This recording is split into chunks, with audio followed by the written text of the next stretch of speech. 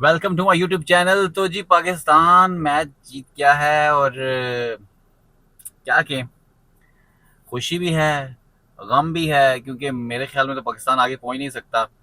लेकिन पाकिस्तान आज जो खेला है, आज जो बैटिंग की है, ख़ास तौर पे शुरू में हारिस ने, बाद में शादाब ने, इफ्तिखार ने जो बैटिंग की है, ये होती है पावर पैक T20 परफॉर्मेंस। जिस T20 बैटिंग की हम बात करते हैं हमेशा, वो T20 की बैटिंग की गई है आज, और इसी चीज़ की हमें ज़रूरत है। हमें यही चीज़ चाहिए। T20 क्रिकेट है यही कि आपको अगर बॉल दिखता है मारने के लिए है तो हिट करना पड़ेगा आपको। अगर आप हिट नहीं करेंगे तो आप कभी भी मैच में वापस नहीं आ सकते। आपको नडर क्रिकेट खेलनी पड़ती है, आपको दिलेरी शो करनी पड़ती है, आपको बहादुरी दिखानी पड़ती है। मुश्किल कंडीशन में आके कैसा परफॉर्म करते हैं देखें। फिर कुछ मिस्टेक्स ऐसी हैं कि जो बाबर एज ए कैप्टन अभी तक करता चला आ रहा है, उनको रेक्टिफाई नहीं कर पा रहा। ये उसकी एक वीकनेस बहुत खुल के उभर के सामने आई है। लेकिन जैसी बैटिंग की है आज, स्टार्टिंग में आके हारिस ने, कि अच्छे बॉलर्स, तगड़ा बॉलिंग अटैक है अफ्रीका का, जिसने इंडिया को 130 भी नहीं करने दिया।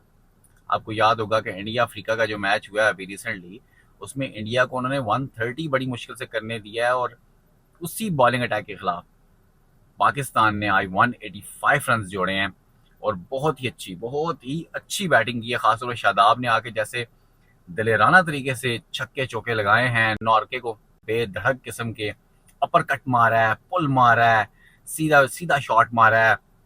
और स्पिनर को तो वो वैसे ही अच्छा खेलते हैं, स्पिनर को तो उनके लिए अच्छा ही ये हुआ कि जब वो बैटिंग के लिए आए तो उनको स्पिनर कवर मिल गया, जिसको उन्होंने बहुत ही बेहतरीन तरीके से छक्का चौका लगाया। तो उसके बाद से उन्होंने फिर वो वहाँ पे रुके नहीं, उन्होंने फिर कोई भी बॉलर आया तो उन्होंने लगाया। और साथ में इफ्तिखार, मैं जैसे हमेशा से कहता चला आ रहा था आपको कि इफ्तिखार एशिया की विकेटों के प्लेयर नहीं है।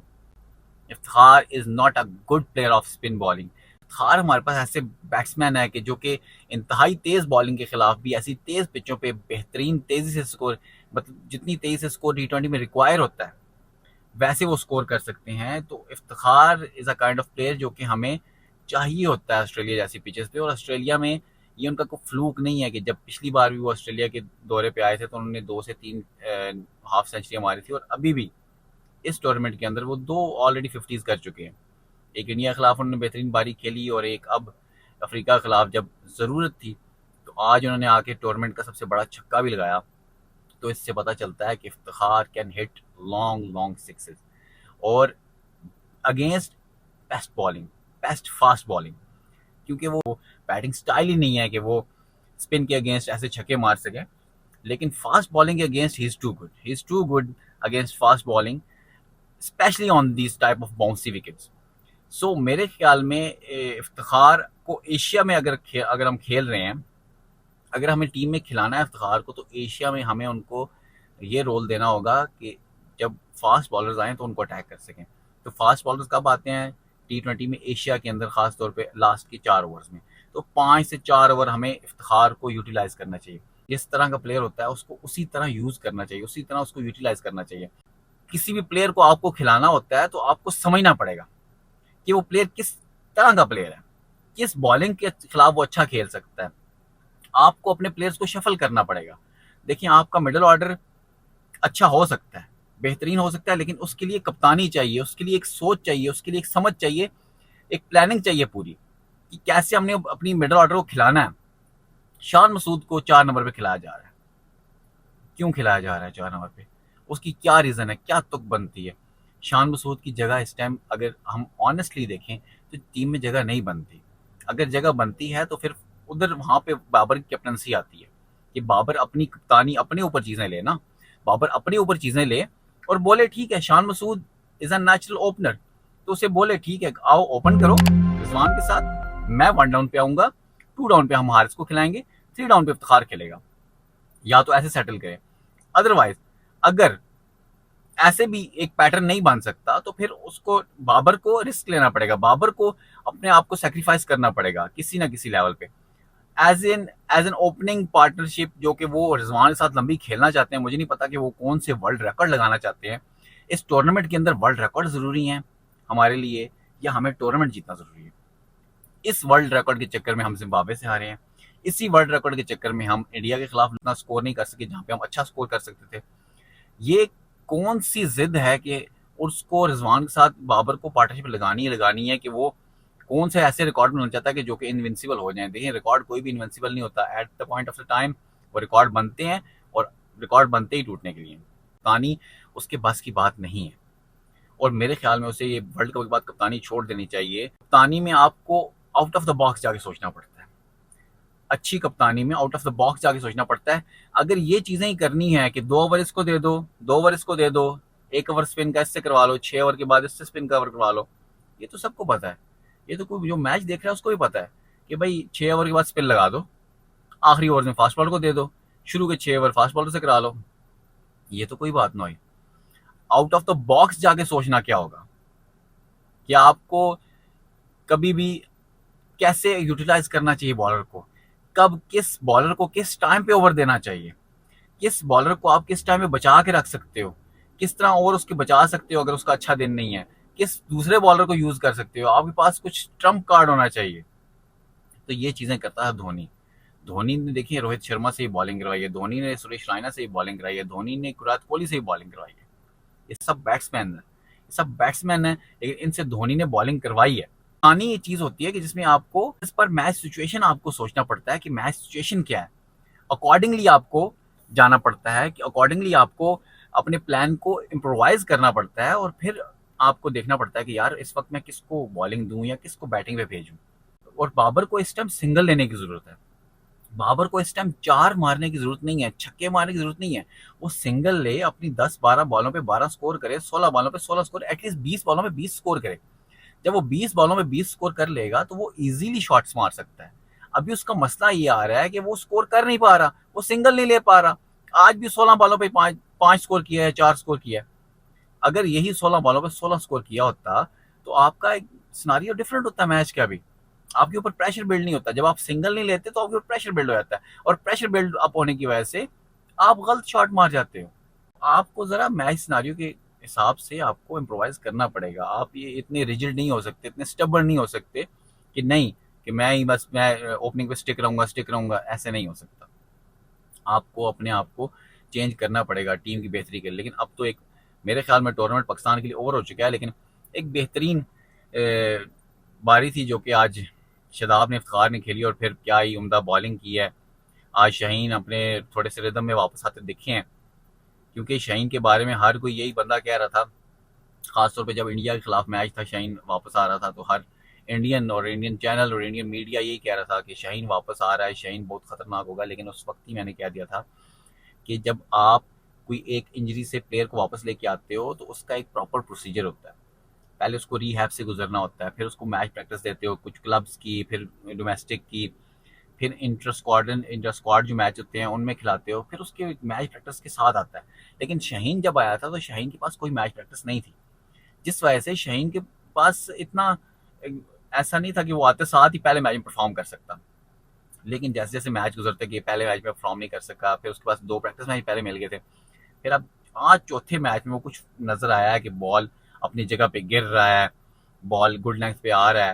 हालांकि आखिरी ओवर में फिर भी वो उस तरह की, जब से वो शॉट लगी 2 शॉट्स, तो वो बारी जिस तरह के यॉर्कर आते थे शाहीन के, वैसे यॉर्कर आ नहीं सके। लेकिन एक अनलकी क्रॉस खेलने गया क्लासन और कैच हो गया। तो 3 विकेटें मिली हैं आज। शुरू के 2 ओवर्स में 2 रन देके शाहीन ने 2 विकेटें ले ली थी, फिर तीसरी विकेट तीसरे ओवर में ली। तो अच्छी बॉलिंग, कुछ थोड़ा रिदम में वापस आते दिखे। फिर उसके बाद नसीम शाह को आप इग्नोर नहीं कर सकते। जैसा 19th ओवर और बाकी भी ओवर्स किए हैं नसीम शाह ने, बहुत नपीतली स्लो बॉल, यॉर्कर, अच्छी बॉलिंग कर रहे हैं नसीम शाह। हारिस आज थोड़े से ऑफ कलर दिखाई दिए। हारिस तरह एक्स्ट्रा करने के लिए जा रहे थे कुछ, जब उनको चौके लगे तो उनको समझ नहीं लगी मुझे बॉल कैसे करनी है। लेकिन आपको जब कोई बैट्समैन अटैक करना शुरू करता है तो फिर आपको एक क्लियर माइंडसेट से एक बॉल या एक लेंथ को अटैक करना चाहिए। आपको उसको देख के बॉल चेंज नहीं करना चाहिए। अगर T20 क्रिकेट है, छोटी क्रिकेट है, अगर आपको बैट्समैन अटैक करने के लिए जा रहा है फिर आप यॉर्कर के लिए जाएं। और दूसरी बात, जो हारिस एक मिस्टेक कर रहा है, आज भी मैं मैच में देख रहा था कि हारिस जब कोई बैट्समैन फेस करने आता है तो उसको पहला बॉल स्लो कर रहा है। कभी भी कोई बैट्समैन जब पहला बॉल फेस करने आता है तो उसको पहला बॉल स्लो नहीं किया जाता।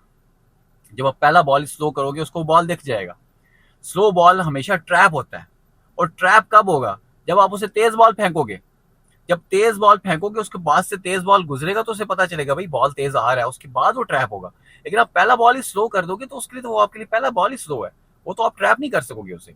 और ये हारिस कंटिन्यूसली ये मिस्टेक कर रहा है। पहले जब कोहली ने भी 6 मारा था हारिस को, तो आप वो भी देखिए कि हार्दिक पांड्या ने सिंगल लेके जब वो दूसरी तरफ गया तो कोहली का पहला बॉल था जो फेस कर रहा था। जब भी कोई बैट्समैन पहला बॉल कर रहा हो तो फास्ट बॉलिंग के अंदर उसको पहला बॉल स्लो नहीं किया जाता, हमेशा दूसरा या तीसरा बॉल स्लो किया जाता है। ट्रैप करके पहले फास्ट बॉल से उसको रेडी किया जाता है, उसको प्रिपेयर किया जाता है, उसके लिए ट्रैप सेट किया जाता है कि बॉल खेलने आ रहा है, उसको पहले तेज बॉल के लिए सेट कर लो, रिसीव किया जाए स्लो बॉल के अंदर। तो बॉल रिसीव तब होगा बैट्समैन जब उसको फास्ट बॉल उसके पास से निकल चुकी होगी। जब पहला बॉल आज भी मरकम खेल रहा था तो हारिस ने पहला बॉल स्लो कर दिया, जिसने उसको चौका मार दिया। पहला बॉल हारिस को ये समझना होगा, ये कंटिन्यूसली मिस्टेक कर रहा है, मेरे ख्याल में शायद उसे कुछ बता नहीं रहा या मालूम नहीं है, लेकिन फास्ट बॉलिंग में कभी भी पहला बॉल स्लो नहीं किया जाता। जब भी कोई बैट्समैन आपको फेस कर रहा है तो पहला बॉल तेज करना चाहिए, अगर वो उसमें बीट हो या आपको शॉट भी लगाए, फिर उसके बाद दूसरा या तीसरा बॉल स्लो कर सकते हैं, पहला बॉल कभी भी स्लो नहीं करना चाहिए। एक ये चीज़ हारिस को सीखनी पड़ेगी, जितना जल्दी हो सके उसको समझनी पड़ेगी। और दूसरी बात कि वसीम जूनियर और शादाब ने बहुत उम्दा बॉलिंग की। वसीम जूनियर कंसिस्टेंटली आखिरी ओवर्स में अच्छे यॉर्कर्स कर रहा है, अच्छी परफॉर्मेंस दे रहा है। और शादाब ने जहाँ 2 विकेटें ली थी वहाँ पे मैच का पांसा पलट दिया था, जहाँ पे बबूमा को और मरकम को उन्होंने बोल्ड कर दिया था। और शादाब का आज दिन था। शादाब फील्डिंग भी कर रहे थे तो बेहतरीन कर रहे थे, और बॉलिंग भी की तो बेहतरीन की, बैटिंग भी की तो बेहतरीन की। एक ये चीज़ भी कप्तान को समझनी पड़ेगी, जब आपके पास कोई ऑलराउंडर होता है, अगर उसकी बैटिंग अच्छी हो जाए, अगर उसकी फील्डिंग अच्छी हो जाए तो उससे ओवर भी करवा देना चाहिए। जी, आप मेरा इशारा ठीक समझे हैं। जब इंडिया के खिलाफ पाकिस्तान का मैच था तो इफ्तिखार अहमद, जिसने कभी ज़िंदगी में ऐसा कैच नहीं पकड़ा, अगर उसने उस स्लिप में कैच पकड़ लिया था अच्छी बैटिंग करने के बाद, तो उसको 2 ओवर या 1 या 2 ओवर करवा देने चाहिए थे। जब कोई ऑलराउंडर का किसी ऑलराउंडर का दिन होता है तो उस दिन में वो कुछ भी जब करता है तो वो आपको रिजल्ट देता है। और मैं आपको गारंटी से कह सकता हूँ कि अगर उस दिन इफ्तिखार बॉलिंग करवाता तो हार्दिक और कोहली की पार्टनरशिप में वो आपको 1 विकेट लेके दे सकता था, वो वहाँ पार्टनरशिप ब्रेक कर सकता था। आपके पास गुंजाइश भी थी 1 ओवर करवाने की, आप उसे ईजिली करवा के आप नवाज का 1 ओवर छुपा सकते थे। लेकिन जो वो नवाज का ओवर लास्ट तक लेके गए, और ये अब एक माजी बन चुका है। लेकिन ये बाबर की कैप्टनसी की मिस्टेक्स हैं जिसको समझना होगा कि जब किसी ऑलराउंडर का दिन होता है तो उसके लिए हर चीज़ बेहतर हो रही होती है। इसलिए अगर कभी ऑलराउंडर आपका फील्डिंग अच्छी कर जाए, बैटिंग अच्छी कर जाए, तो बॉलिंग में भी एक आध ओवर उसको दे देना चाहिए। एक ये चीज़ जो कैप्टनसी के हवाले से, तो कैप्टनसी तो ख़ास तौर पे बाबर बहुत बुरी कर रहा है। तो मेरे ख्याल में अब इस वर्ल्ड कप के बाद बाबर को कप्तानी से रिज़ाइन करना चाहिए, ऑफ कोर्स रिज़ाइन करना चाहिए। और जो मेरे लिए कप्तानी के कंटेंडर हैं इस वक्त बेहतरीन, जो कि T20 पाकिस्तान की कप्तानी संभाल सकते हैं, वो है शादाब। तो शादाब को चांस देना चाहिए कि वो कैप्टनसी करे पाकिस्तान की क्रिकेट टीम की। और क्योंकि वो मुझे कुछ प्लेयर लगता है कि जो थोड़ा दलेर है, जो इनोवेटिव है, मतलब इस्लामाबाद यूनाइटेड में अगर देखें, अगर वो कप्तानी करता है तो वो आउट ऑफ द बॉक्स जाके कभी खुद आ जाता है, कभी किसी और प्लेयर को ऊपर बारी करने के लिए भेजता है। मतलब वो चेंजिंग करता रहता है, उसके दिमाग में कुछ इनोवेटिव आइडियाज़ चलते रहते हैं। तो मेरे ख्याल में इस वर्ल्ड कप के बाद बाबर को खुद रिज़ाइन कर देना चाहिए, क्योंकि रिज़ाइन नहीं करेगा तो मतलब अल्टीमेटली उसको हटा दिया जाएगा। तो बेहतर है कि वो बाबर रिज़ाइन करे और शादाब को कप्तानी दी जाए, और शादाब मेरे ख्याल में इस जॉब को बेहतरीन तरीके से निभा सकेगा। बहरहाल आज के मैच में इतना ही था।